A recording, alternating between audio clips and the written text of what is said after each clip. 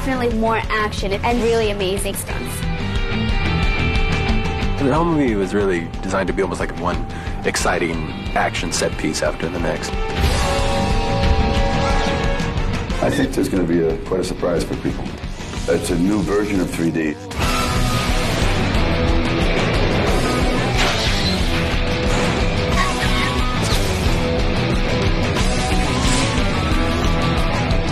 In his latest film, director Robert Rodriguez revolutionizes the way films are made, taking the audience on an adventure into a whole new dimension. The third dimension in Spy Kids 3D Game Over. In the next half hour, we'll uncover the groundbreaking technology that transports the audience right in the middle of the action and take a look at the history of 3D films. We'll go behind the scenes with the cast and crew and get a look at what it takes to create the video game world of Spy Kids 3D Game Over.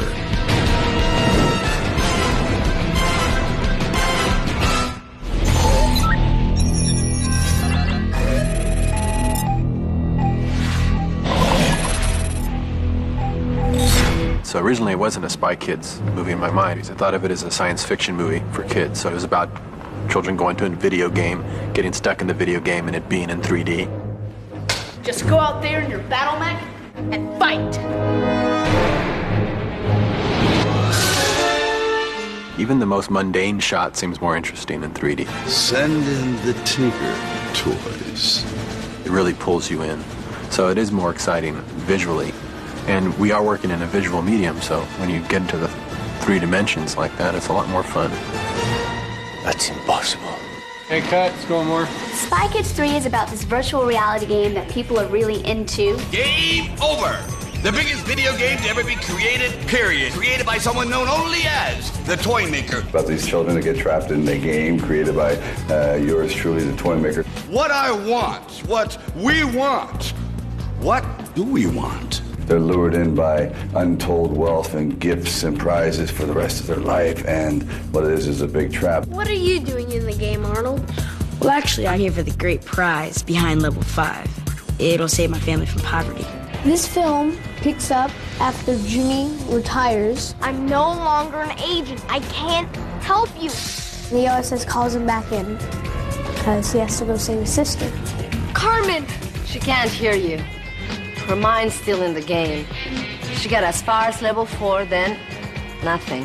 When you get in the video game, it's kind of like you get to be the person who you would really want to be like. Inside this video game, I am powerful, and I'm bigger. Grandpa, you can walk. Oh, I can do more than that. Arnold, Rez, and Francis are already in the game, and we're kind of like a group. You guys must be beta testers. We help them through the game and through all the different obstacles. That was a really cool movie. There's another girl in the movie, Demetra. She's very mysterious. We're not quite sure if she's bad or good. I'm Demetra. The movie is called Game Over. So if you get a game over, there's no restarting the game or anything. You can't play it anymore. It's game over. Basically, you've lost your life. Put on these glasses, and you'll enter the world of the game.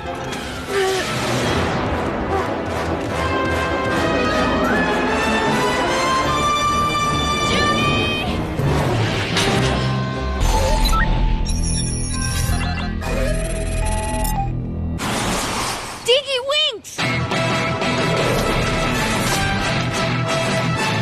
Somebody ring the dingster! I think this 3D will really put the audience in the picture so they can go on the adventure with all the characters. And the whole idea of going into a video game, I think it's going to open up the movie in terms of the scope and the imagination of the film. So once you're in the video game, anything can happen.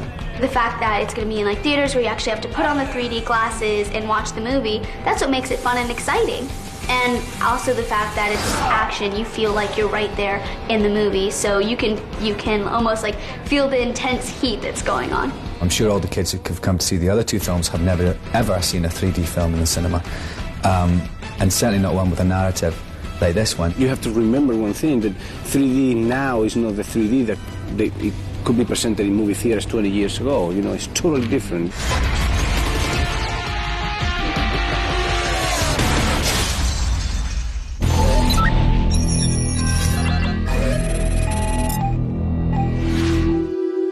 Since its invention in 1838, stereoscopy has been used to create the illusion of a third dimension. It is believed the first 3D film is the French film The Train Leaving the Station, filmed in 1903 by the Lumiere brothers. Audiences panicked because they thought the train was about to crash right into them.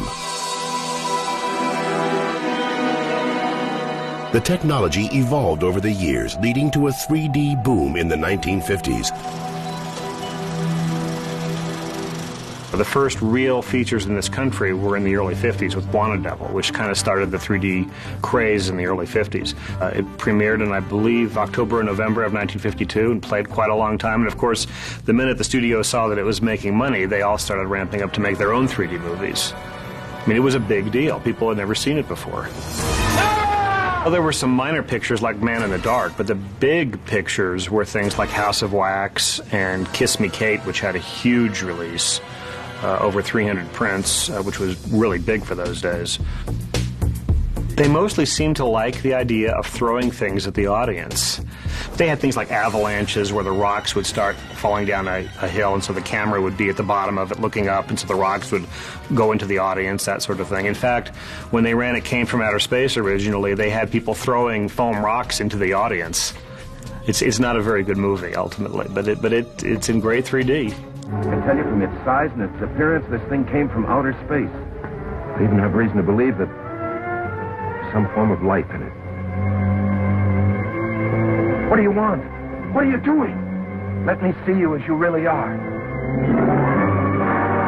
3D gets killed off every few years, but every 10 or 15, 20 years somebody brings it back. I mean, in the 70s it was The Stewardesses in 3D, in the 80s it was things like Jaws 3D and Coming At Ya, and now Spy Kids 3D. This year is the 50th anniversary of 3D. I'm sure kids would have a ball with it.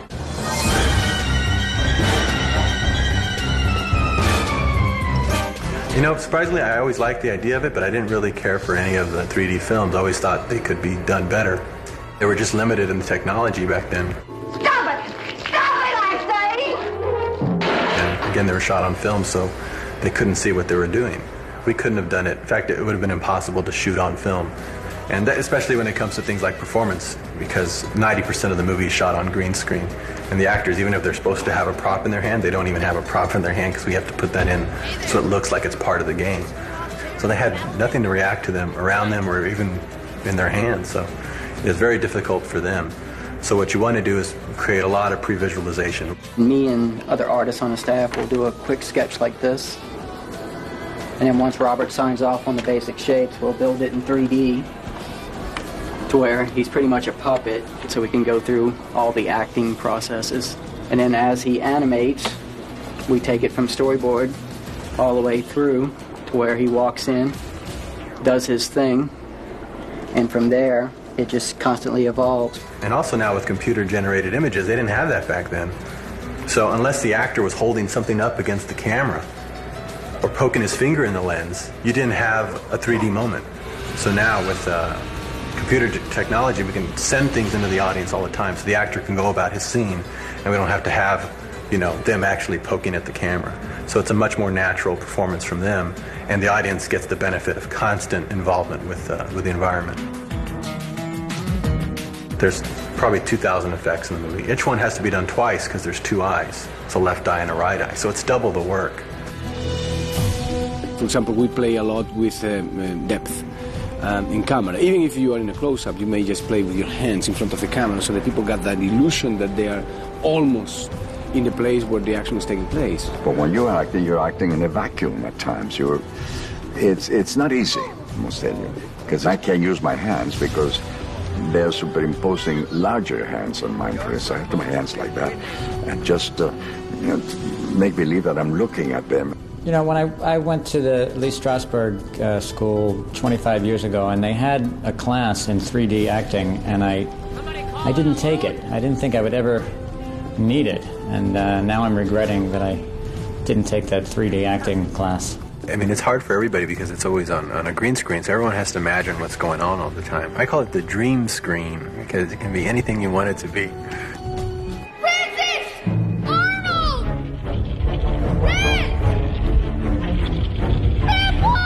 I mean, there's just a lot of great things that will be so much more thrilling and scary because of the 3D. And watching the 3D monitor was just incredible. I mean, it really is just an exciting thing. You know, Robert always likes to sort of push the limit and try new technology, and this is just another step in that direction.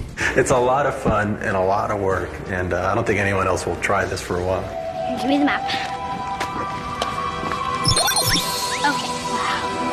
The whole movie was really designed to be almost like a video game with one level.